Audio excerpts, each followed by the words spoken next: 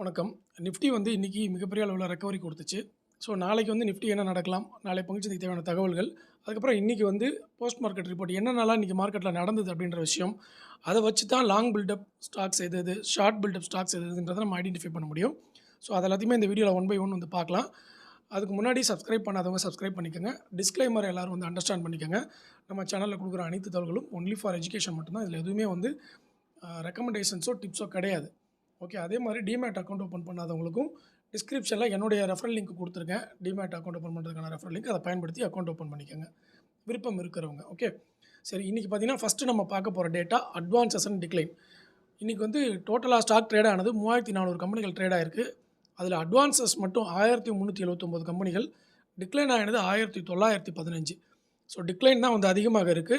Advances வந்து கம்மியா இருக்கு. ஆனா காலையில நிலவரப்படி பார்த்தீங்கன்னா, அட்வான்சஸ் வந்து 900 பங்குகளுக்கு கீழ தான் இருந்தது. அதுக்கப்புறம் மார்க்கெட் முடியும் பொழுது, அதாவது 250 புள்ளிகள் நிஃப்டி ரெக்கவர் ஆச்சு. அதில வந்து 1379 கம்பெனிகள் வந்து நமக்கு அட்வான்சஸ்ல வந்துருச்சு. ஓகே. அடுத்தது வெறும் நிஃப்டியோடைய புள்ளிகள் அப்படின்னு பார்த்தீங்கன்னா, நிஃப்டிய பொறுத்தளவுல இன்னைக்கு லோ 23,159 வரைக்கும் போச்சு. அதுக்கப்புறம் ரெக்கவர் ஆகி 23,405ன்ற லெவல்ல வந்து நிஃப்டி நமக்கு முடிவடைஞ்சிருக்கு. 250 புள்ளிகள் ரெக்கவரி. அந்த ரெக்கவரிக்கு வந்து என்ன ரீசன் போட்டிருந்தாங்க அப்படின்னா, அந்த எஸ்டிடி சார்ஜஸ், அதுக்கப்புறம் வந்து நமக்கு டாக்ஸ் பிடிக்கிறாங்க இல்லையா? எல்டிசிஜி இதுலலாம் ஏதாவது ஒரு பெனிஃபிட் கிடைக்கும். அதெல்லாம் குறைக்கிறதுக்காக வந்து கவர்மெண்ட் வந்து ஃபினான்ஸ் மினிஸ்ட்ரி ஒர்க் பண்ணிட்டு இருக்காங்க அப்படின்ற மாரி ஒரு நியூஸ் வந்தது. ஓகே. அது வந்து அதிகாரப்பூர்வமா என்டிடிவிலயும் அத குடுத்துருந்தாங்க. ட்விட்டர்லயும் அத போட்டிருந்தாங்க. அத பார்த்துட்டு தான் நான் வந்து உங்களுக்கு ஷார்ட்ஸ் போட்டிருந்தேன். அதனுடைய கம்ப்ளீட் டேட்டா இன்னும் கிடைக்கல. மேபி நாளைக்கு நம்ம பார்க்கலாம் அது என்ன நடக்குதுன்னு சொல்லிட்டு. ஓகே. அடுத்தது அட்வான்சஸ் டிக்ளைன் நிஃப்டி. அதே மாரி கோல்டு பீஸ் வந்து ஏறல. சில்வர் பீஸ் ஏறல. ஓகே. இதில நாளைக்கு நமக்கு என்ன நடக்கும் அப்படிங்கிறதையும் நம்ம இப்பயே நான் ஆட் பண்ணிடுறேன்.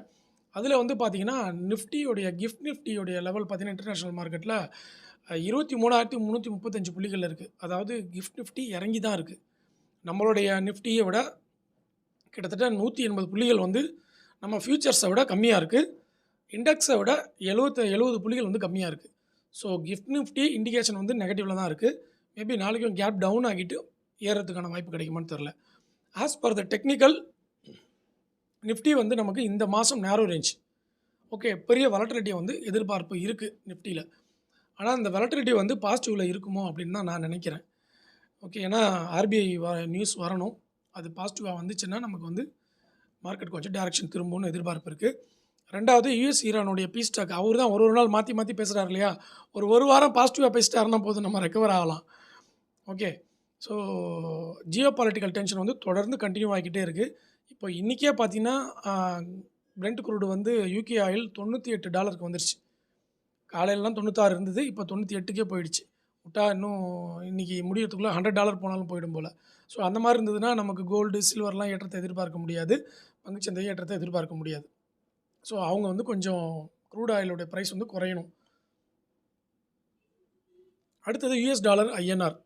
யுஎஸ்டி ஐஎன்ஆரை பொறுத்தளவுல 95.69 அப்படின்ற லெவல்ல இருக்கு.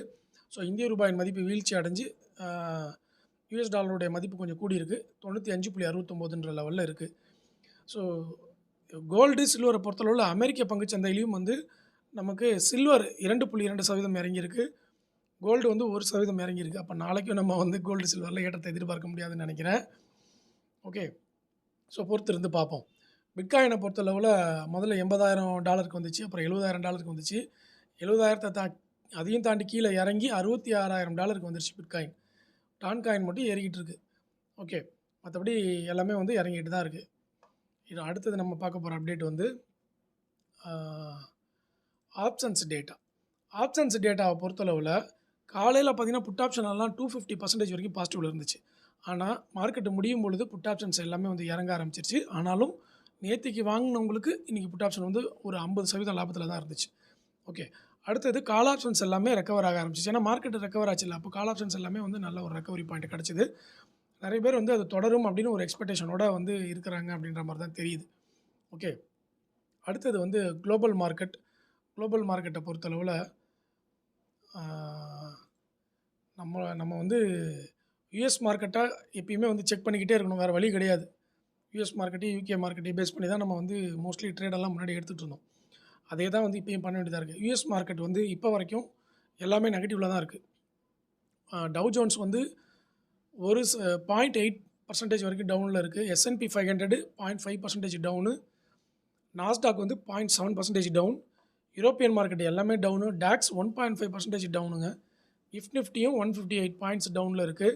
ஸோ எல்லாமே கம்ப்ளீட்டாக டவுனில் தான் இருக்குது. ஓகே, அடுத்தது நம்ம பார்க்க போகிற data FII data. FII data வந்து டெலிகிராம்லேயே போஸ்ட் பண்ணியிருக்கேன். டெலிகிராமில் ஜாயின் பண்ணாதவங்க டிஸ்கிரிப்ஷன்லேயும் கமெண்ட்லேயும் லிங்க் கொடுத்துருக்கேன். அதில் போய்ட்டு ஜாயின் பண்ணிக்கோங்க. ஃப்ரீ தான் டெலிகிராம். அதில் வந்து அப்டேட்ஸ் கொடுத்துருவேன். சில டேட்டாலாம் நீங்கள் பார்க்க முடியலன்னா அதில் வந்து அப்டேட் பண்ணிக்கலாம். ஓகேவா? டெலிகிராமில் நியூஸ்லாம் வந்து அதில் கொடுத்துருப்பேன். ஸோ அதில் வந்து ஜாயின் பண்ணிக்கோங்க. ஸோ டெலிகிராமில் வந்து என்ன போட்டிருக்கேன், FII டேட்டா வந்து 5,617 crore வந்து, அதாவது 5,600 கோடிக்கு செல் பண்ணியிருக்காங்க. DII 5,700 கோடிக்கு பை பண்ணியிருக்காங்க. நெட்டாக பார்க்கும்போது 124 கோடி வந்து பையிங்கில் தான் காமிச்சிருக்கு. ஓகே, இதுதான் வந்து FII டேட்டா. அப்போ FII டேட்டா நெகட்டிவில் இருக்குது. கிஃப்ட் நிஃப்டி நெகட்டிவில் இருக்குது. குளோபல் மார்க்கெட் எல்லாமே நெகட்டிவில் இருக்குது. க்ரூட் ஆயில் மட்டும் ஏறிக்கிட்டே வருது. ஓகே, திருப்பியும் மார்க்கெட்டை வந்து நெகட்டிவ் சைனுக்கு திருப்பறதுக்கான எல்லா சிம்பிளும் இன்றைக்கி மார்க்கெட்டில் நடந்திருக்கு. நமக்கு டொமஸ்டிக் மார்க்கெட்டில் ஏதாவது நியூஸ் கொடுத்து மேலே வந்தால் தான் உண்டு. ஆனால் இந்திய பங்குச்சந்தை நீண்டகால முதலீட்டுக்கு ஸ்டில் வந்து அட்ராக்டிவாக தான் உலக நாடுகள் பார்க்குறாங்க. அனலிஸ்ட் எல்லோரும் சொல்கிறதும் அதுதான். நீண்டகால முதலீட்டுக்கு வந்து இந்தியா வந்து நல்ல ஒரு கண்டிஷனில் தான் இருக்குது. அதனால் நம்ம இன்வெஸ்டராக பார்க்கும்போது கவலைப்பட வேண்டியதில்லை.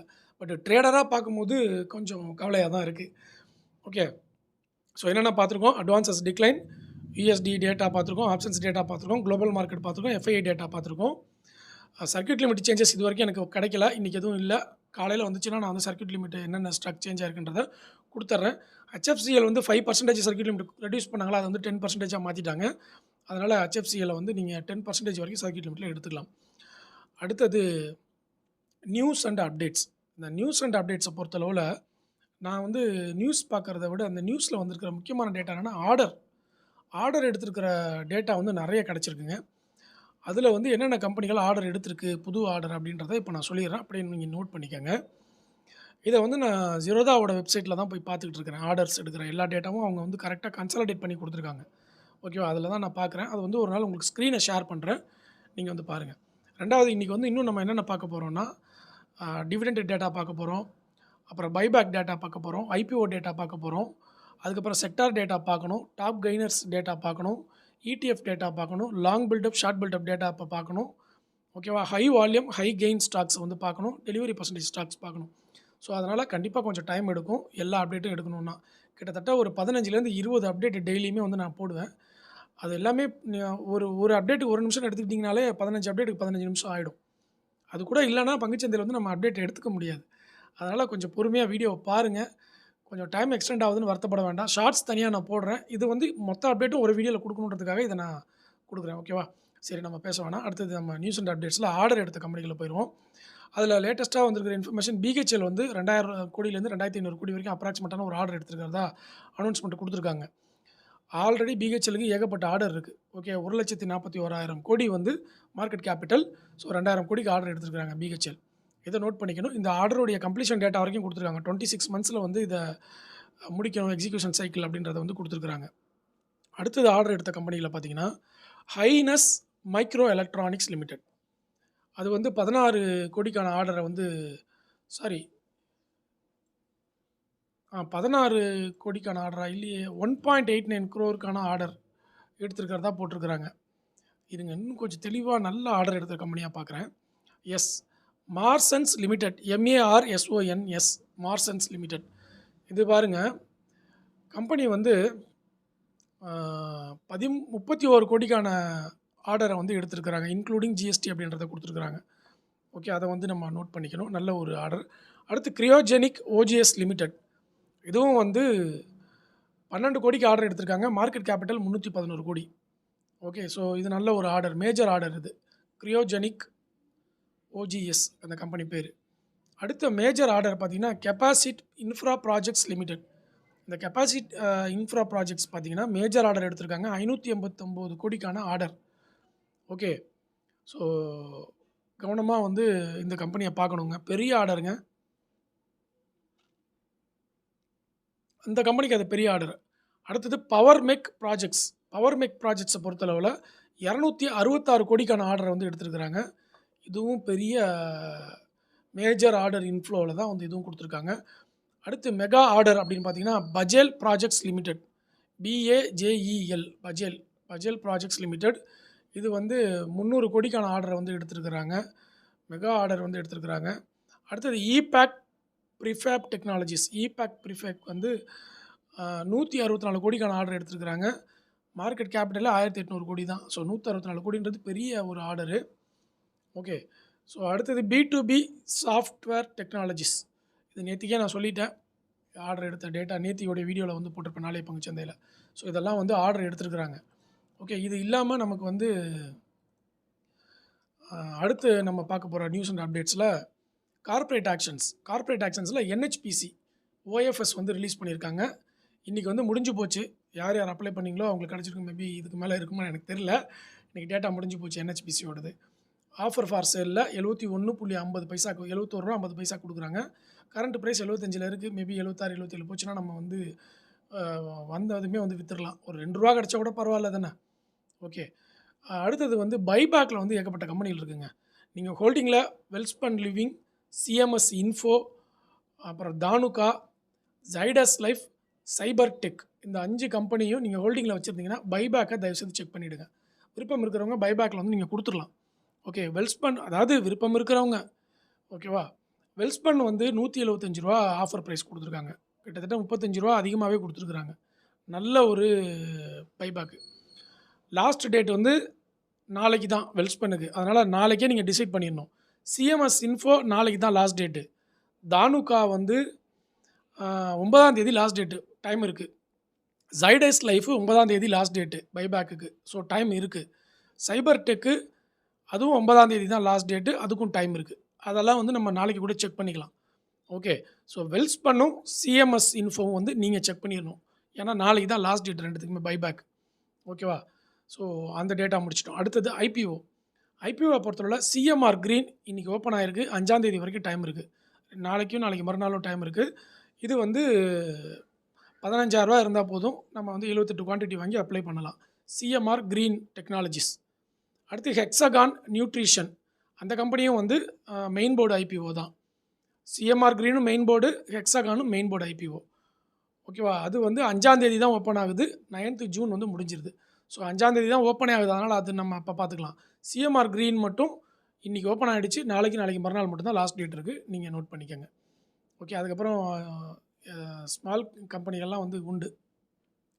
ஓகேவா. அடுத்து லைவ் IPOஸில் CMR Green, SMR ஜுவல்ஸ் இருக்குது.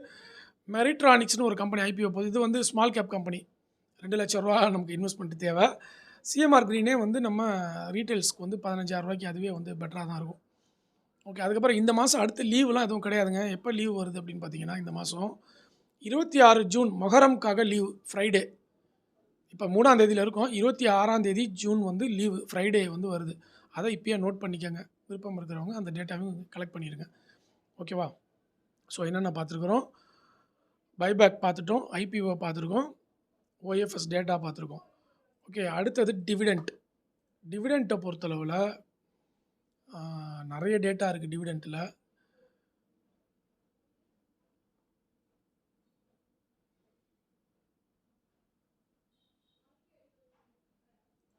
நிறைய டிவிடெண்ட் இருக்குது.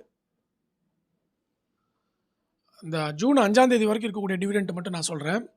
டெக்னோகிராஃப்ட் வந்து நாளைக்கு டிவிடெண்ட் இருக்குது. 20 ரூபீஸ் பர் ஷேருக்கு கொடுக்குறாங்க. ராலிஸ் இந்தியா 3 ரூபீஸ் பர் ஷேருக்கு வருது. HDFC AMC 54 ரூபீஸ் பர் ஷேருக்கு வருது 5ஆம் தேதி. HDFC AMC ராலிஸும் டெக்னோகிராஃப்ட்டும் நாளைக்கு வந்து நமக்கு டிவிடெண்ட்டு. ஓகேவா. ஸோ சிப்லா வந்து 13 ரூபா டிவிடெண்ட்டு. பேங்க் ஆஃப் பரோடா 8 ரூபா 50 பைசா பர் ஷேருக்கு வந்து டிவிடெண்ட்டு. ஜாக்ரன் பிரகாஷன் வந்து 10 ரூபா 10 ரூபீஸ் டிவிடெண்ட் அமௌண்ட் பர் ஷேருக்கு. Reliance Industries 6 rupees. JSW Energy 2 rupees. So 5ஆம் தேதி வரைக்கும் இருக்கிற டிவிடெண்ட் இது தான். இதில் டிவிடெண்ட் வர எல்லாத்தையும் செக் பண்ணிக்கோங்க நீங்கள்.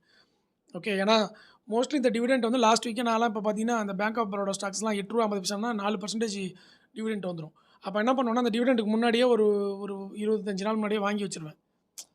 ஒரு உதாரணத்துக்கு சொல்கிறேன். டிவிடெண்ட்டுக்கு ஒரு 20 நாள் முன்னாடியே பார்த்துட்டு அதெல்லாம் வாங்கி வச்சுக்குவேன். டிவிடெண்ட் வந்த உடனே டிவிடெண்ட்டுக்கு முன்னாடி அந்த ஸ்டாக் அதே 3% ரிட்டர்ன்ஸ் கொடுத்துரும். அப்படிலாம் டிவிடெண்ட் நம்ம 4% எடுத்துருவோம். எடுத்துகிட்டு ஒரு மாதம் வெயிட் கூட பண்ணுவோம். காஸ்ட் வந்தாலும் நமக்கு லாபம், இல்லை ஒரு 2-3% ஏறினாலும் லாபம். ஓகே, இந்த மாதிரி ஒரு ஸ்ட்ராட்டஜி நம்ம ஃபாலோ பண்ணுவோம். ஓகே, ஸோ டிவிடெண்ட் ஸ்டாக் கொடுத்தாச்சு இல்லையா? அடுத்தது ரிசல்ட் டேட்டா ரொம்ப முக்கியங்க. ரிசல்ட்டை பொறுத்தளவில் டாடா எல்எக்ஸி ரிசல்ட் கொடுத்துருக்காங்க. அது வந்து நெட் ப்ராஃபிட் 28% வந்து இன்க்ரீஸ் ஆகிருக்கு. டாடா எல்எக்ஸி சேல்ஸ் வந்து 9% இன்க்ரீஸ் ஆகிருக்கு. அடுத்தது ஜிஹெச்சிஎல், அது வந்து நெட் ப்ராஃபிட் 23% டவுன் ஆகிருக்கு. நெல்கோ வந்து 127% நெட் ப்ராஃபிட் இன்க்ரீஸ் ஆகிருக்கு. NDTV 61% net profit down. Sagar cement நல்ல ரிசல்ட்டை பதிவு பண்ணியிருக்காங்க. நெட் ப்ராஃபிட் வந்து 297% இன்க்ரீஸ் ஆகிருக்கு இயர் ஆன் இயரில். சாகர் சிமெண்ட்டு நீங்கள் நோட் பண்ணிக்கணும். அதே மாதிரி நெல்கோ நோட் பண்ணிக்கணும். அப்புறம் வந்து டாடா எல்எக்ஸி 28%, அதுவும் நல்ல ஒரு ரிசல்ட்டு தான். ஓகே, அதுக்கப்புறம் பார்த்தீங்கன்னா சுப்ரீம் இண்டஸ்ட்ரீஸ் நல்ல மல்டிபேக்கர் ஸ்டாக். இது முன்னாடிலாம் நெட் ப்ராஃபிட் வந்து 48% இன்க்ரீஸ் ஆகிருக்கு இயர் ஆன் இயரில். நீங்கள் நோட் பண்ணி வச்சுக்கணும். டோரண்ட் ஃபார்மா நெகட்டிவ் ரிசல்ட்டு, 21% நெகட்டிவில் ரிசல்ட் கொடுத்துருக்குறாங்க. Adani Energy Solutions 6% positive result, net profit 6% increase ஆகிருக்கு. ஹெச்டிஎஃப்சி ஏஎம்சி நியூட்ரலான ரிசல்ட்டு, நெட் ப்ராஃபிட் வந்து 2% டவுன். அடுத்தது Inox India net profit 11% increase ஆகிருக்கு. அப்புறம் பார்த்தீங்கன்னா வேறு எதுவும் பெரிய கம்பெனி எதுவும் வரலங்க. நல்ல மார்க்கெட் கேபிட்டல் இருக்கிற கம்பெனியாக பார்த்தீங்கன்னா வேறு எதுவும் வரல. எல்லாம் மற்றதெல்லாம் ரொம்ப சின்ன கம்பெனி தான், அதெல்லாம் விட்டுருங்க. ஓகே, ஸோ இதெல்லாம் வந்து ரிசல்ட்டு டேட்டா. ஓகே, அடுத்தது நிஃப்டி டெக்னிக்கலை பொறுத்தளவில் நான் உங்களுக்கு சொல்லிட்டேன். நிஃப்டி வந்து நேரோ ரேஞ்சில் இருக்குது இந்த மாதம். அதனால் வாலட்டிலிட்டி எதிர்பார்ப்பாங்க. அதனுடைய சப்போர்ட்டை வந்து கிட்டத்தட்ட தொட்டிருக்கு. மேபி நாளைக்கு சப்போர்ட்டை தொட்டுருச்சுன்னா நாளையிலேருந்து நிஃப்டியில் வந்து ரெக்கவரி பாயிண்ட் வரும்ன்றது அந்த பிவோட் பாயிண்ட்டோட டெக்னிக்கல் டேட்டா. ஓகேவா? ஸோ வருதா இல்லை அதையும் தாண்டி அடுத்த சப்போர்ட் 2 சப்போர்ட் 3 போகுதான்றத காலம் தான் முடிவு பண்ணும், நியூஸ் தான் முடிவு பண்ணும். பார்க்கலாம், வெயிட் பண்ணி பார்ப்போம். ஓகே, அடுத்தது செக்டார் டேட்டாவை பொறுத்தளவில் இந்த மாதிரி நான் கம்ப்ளீட்டாக டேட்டா கொடுக்குறது உங்களுக்கு யூஸ்ஃபுல்லாக இருக்கானு எனக்கு கீழே கமெண்ட்டில் பதிவு பண்ணுங்கள். இந்த மாதிரி வீடியோ யூஸ்ஃபுல்லாக இருக்குது, எல்லா டேட்டாவும் நான் எடுத்துக்கிட்டேன் அப்படின்றத வந்து யாராவது ஒருத்தர் எல்லாருமே போடுங்க. உங்களுக்கு யூஸ்ஃபுல்லாக இருக்கா, எப்படிலாம் நீங்கள் எக்ஸ்பெக்ட் பண்ணுறீங்கன்னு. ஓகேவா? எந்த டேட்டா வேண்டான்னு நினைக்கிறீங்க அதையும் வந்து எனக்கு போட்டுருங்க. ஐடி செக்டார் வந்து 2 நாள் ஏற்றம் கொடுத்துச்சு. இன்றைக்கி வந்து ஐடி செக்டார் 5.5% மொத்தமாக முடிச்சு விட்டாங்க எல்லாத்தையும். இன்ஃபோசிஸ் இப்போ இன்னொரு விஷயம் என்ன தெரியுமா? இப்போ நான் வந்து எப்பயுமே ஐடி செக்டாரில் வந்து என்ன பண்ணுவேன்னா, முன்னாடி நாள் சாயங்காலமே வந்து ஏடிஆர் டேட்டா போய் பார்ப்பேன். அமெரிக்கன் டெபாசிட்ரி ரிசிப்ட் இருக்குல்ல, அங்கே வந்து விப்ரோ இன்ஃபோசிஸ் இருக்கும், அங்கே போய் பார்ப்பேன். அதில் வந்து தொடர்ந்து இறங்கிக்கிட்டே தான் இருக்குது. இன்றைக்கும் வந்து ஐடி செக்டார்லாம் இறங்கி தான் இருக்குது, இன்ஃபோசிஸ் விப்ரோலாம். அதனால் நாளைக்கும் டவுன் ஆகிறதுக்கு வாய்ப்பு இருக்குன்ற மாதிரி தான் எதிர்பார்ப்பு இருக்குது. அப்புறம் பார்த்திங்கன்னா ஏறினது பிஎஸ்யூ பேங்க் வந்து 1.7% ஏற்றம் கொடுத்துருக்கு. பேங்க் நிஃப்டி ஏற்றம் கொடுத்துருக்குங்க. இந்த கடந்த 2-3 நாளாக ஐடி செக்டார் நல்லா ரெக்கவரி கொடுத்துச்சுல்ல, இப்போ வந்து இந்த பேங்க் நிஃப்டி, பிஎஸ்யூ பேங்க்கு, ப்ரைவேட் பேங்க்லாம் வந்து நமக்கு ரெக்கவரி கொடுக்குது. ஸோ நிஃப்டி பேங்க் உள்ளே வந்துருச்சுன்னா கொஞ்சம் ஈஸியாக ரெக்கவரி கிடைக்கும்னு நான் எதிர்பார்க்குறேன். அப்புறம் ஹெல்த் கேர் கொஞ்சம் பாசிட்டிவில் போச்சு. மற்றபடி ஃபார்மா பாசிட்டிவில் இருக்குது. ஆட்டோ செக்டார் இறங்கலை, நியூட்ரல். எனர்ஜி செக்டாரும் இறங்கலை, நியூட்ரல். மற்றதெல்லாம் பயங்கரமாக இறங்கியிருந்தது. ஐடி செக்டார் தான் பெரிய லெவலில். எஃப்எம்சிஜி பெருசாக இறங்கியிருக்கு. ஐடிசி வந்து சப்போர்ட்டில் இருக்கிறனால நிறைய பேர் வந்து இது ஒரு பையிங் ஆப்பர்ச்சுனிட்டி ஐடிசி வந்து பார்க்க ஆரம்பிச்சிட்டாங்க. ஏன்னா டிஸ்கவுண்ட் ப்ரைஸ்னால் நேற்று வீடியோவில் எக்ஸ்பிளைன் பண்ணியிருக்கேன் இல்லையா, அதனால் ஞாபகத்தில் வச்சுக்கோங்க. பார்க்காதவங்க நேற்றுக்கு போட்டு நாளே பங்குச்சந்த வீடியோ போய் பாருங்கள். ஸோ ஐடிசி வந்து நல்ல ஒரு டிஸ்கவுண்ட் ப்ரைஸில் நமக்கு கிடச்சிக்கிட்டு இருக்குது. ஓகே, ஸோ செக்டார் டேட்டா முடிஞ்சுது. அடுத்து நம்ம பார்க்க போகிற டேட்டா டாப் கெய்னர்ஸில் இன்றைக்கி என்னென்ன ஸ்டாக்ஸ் வந்திருக்கு அப்படின்றத வந்து நம்ம பார்க்க போகிறோம். அதை வந்து நான் என்ன பண்ணுறேன்னா உங்களுக்கு நிஃப்டி 500லேருந்து எடுத்து சொல்கிறேன், இல்லைனா நிஃப்டி டோட்டல் மார்க்கெட்லேருந்து உங்களுக்கு வந்து நான் எடுத்து சொல்லிடுறேன். டோட்டல் மார்க்கெட்னா தான் வந்து நமக்கு 700 கம்பெனிகளுக்கு மேலே வரும். அதில் நிஃப்டி 500ல் இருக்கிற கம்பெனிகளும் வந்து அதில் இன்க்ளூடட் தான். சரிங்களா? ஸோ லோட் ஆகலை என்எஸ்சி வெப்சைட்டில். நல்லா ஸ்பீடாக இருக்குன்னு பார்த்தேன், ஸ்லோவாக இருக்குது. சரி, நிஃப்டி 500ஓட டேட்டா ரெடியாக இருக்குது, அதை வந்து நம்ம பார்த்துருவோம். நிஃப்டி 500ல் நமக்கு வந்து ஐஎஃப்சிஐ 12% வரைக்கும் ஏற்றம் கொடுத்துருக்கு. கேபிஆர் மில்லு 10% ஏற்றம். Ola Electric 9%. RHIM car trade இதெல்லாம் 8%. RR cable 7%. Ather engineering 6%. Work pharma, Tejas நெட்டெல்லாம் discount price stocks. Tejas network வந்து டாடா குரூப்போட கம்பெனி, ஞாபகத்தில் வச்சுக்கணும் நீங்கள். டெலிகாமில் வந்து தேஜாஸ் நெட் இருக்குது. டெலிகாம் கம்பெனியில் வந்து இப்போ எல்லாமே மல்டிபேக்கராக மாறிடுச்சு. HFCL, ஸ்டெர்லைட் டெக்னாலஜிஸு, ஓகே, எல்லாம் பயங்கரமாக ஏறிடுச்சு. இன்னும் ஏறாத கம்பெனின்னு பார்த்தீங்கன்னா, கேபிள் கம்பெனியில் பிர்லா கேபிள் ஏறல. அப்புறம் இந்த தேஜாஸ் நெட் இப்போ தான் அப்படியே கொஞ்சமாக ஸ்டார்ட் ஆகிருக்குது. ஸோ இதெல்லாம் செக் பண்ணி வச்சுக்கணும் நீங்கள். எதுவும் ரெக்கமெண்டேஷன் டிப்ஸ் கிடையாது. இதெல்லாம் ஒரு நாலேஜ் பர்பஸ்க்காக எல்லா டேட்டாவும் நான் உங்கள்கிட்ட ஷேர் பண்ணுறேன், அவ்வளோதான். எதுவுமே ரெக்கமெண்டேஷன்ஸ் கிடையாது. ஓகே, செபி ரெகுலேஷன்ஸை ஸ்ட்ரிக்டாக ஃபாலோ பண்ணிக்கோங்க. யூடியூபர்ஸ் எல்லாருமே நாங்கள்லாம் வந்து செபி ரிஜிஸ்டர்டு கிடையாது. ஓகே, இது வந்து இன்ஃபர்மேஷன். நீங்கள் தான் வந்து உங்கள் ஐடியாவை ஜென்ரேட் பண்ணி மார்க்கெட்டில் சம்பாரிச்சிக்கணும். ஓகேவா? அடுத்தது பார்த்தீங்கன்னா வேறு என்ன, டாப் கெய்னர் ஸ்டாக்ஸ் பார்த்துட்டோம். டாப் கெய்னர் வந்து நாளைக்கு பிரேக் அவுட் ஆகுதா அப்படின்றத நீங்கள் செக் பண்ணிவிடுங்க. சரிங்களா? அடுத்து இடிஎஃப்பை பொறுத்தளவில் நம்ம சொல்லிட்டோம். கோல்டு இடிஎஃப், சில்வர் இடிஎஃப் வந்து பெருசாக ஏறல. ஆனால் பிஎஸ்யூ பேங்க் இடிஎஃப் இன்றைக்கி 1.6% ஏற்றம் கொடுத்துருக்கு. Bank piece, PSU bank piece அதெல்லாம் வந்து இந்த மாதம் கொஞ்சம் நம்ம எப்படி சில்வர் பீஸ் கோல்டு பீஸ் எடுக்கிறோம், அந்த மாதிரி இந்த மாதத்துக்கு இந்த பிஎஸ்யூ பேங்க் பீஸ், வெறும் பேங்க் பீஸ்லாம் வந்து நம்ம கொஞ்சம் கவனம் செலுத்த வேண்டியதாக இருக்குது. பார்க்கணும் என்னென்ன சார்ட்லாம் வருது, என்னென்ன பேட்டர்ன்ஸ்லாம் வருது, சப்போஸ் இது ரெக்கவரி கிடைக்குதா அப்படிங்கிறதெல்லாம் நம்ம செக் பண்ணணும். இந்த 2 ஸ்டாக்கில் கொஞ்சம் ஃபோக்கஸ் பண்ணுறாங்க எல்லோரும் இந்த மாதம், பார்ப்போம். ஓகே, அதுக்கப்புறம் வந்து ஐடி பீஸு 5.4% டவுனு. ஸோ மற்ற பீஸ்லாம் இறங்கி தாங்க இருக்குது, எல்லா பீஸும் இறங்கி தாங்க இருக்குது. ஓகே, பெருசாக ஒன்றும் டிஃபென்ஸ் கொஞ்சம் இன்றைக்கி இறங்காமல் தப்பிச்சிட்டாங்க. டிஃபென்ஸ்லேயும் பீஸ் இருக்குது, நீங்கள் அதை வாங்கி வச்சுக்கலாம். ஓகேவா? அதனால் மோத்திலால் ஓஸ்வாலோடது இருக்குது, இன்னும் 2-3 கம்பெனியோடது இருக்குது, நீங்கள் வாங்கி வச்சுக்கலாம் பீஸை. அடுத்தது நம்ம பார்க்க போகிறது லாங் பில்டப், ஷார்ட் பில்டப். அது வந்து நாளைக்கு நம்ம பார்க்க வேண்டாம்னு நினைக்கிறேன். அந்த டேட்டா இப்போ தேவைப்படாது. ஓகே, ஆல்ரெடி 21 மினிட்ஸ் வேறு ஆகிடுச்சு. ஸோ அந்த டேட்டா நமக்கு நாளைக்கு பார்த்துக்கலாம். மார்க்கெட் நல்லா இருக்கும்போது அதெல்லாம் நமக்கு பயன்படும். இப்போ போய் அதெல்லாம் பார்த்தோம்னா பெருசாக பயன்படாது. அதனால் அதை விட்டுறேன். அதுக்கு பதிலாக வந்து ஹை வால்யூம் இருக்கக்கூடிய பங்குகள் அதை வந்து நம்ம பார்த்துருவோம். ஹை வால்யூம் இருக்கிற பங்குகளை வந்து பார்த்துருவோம்.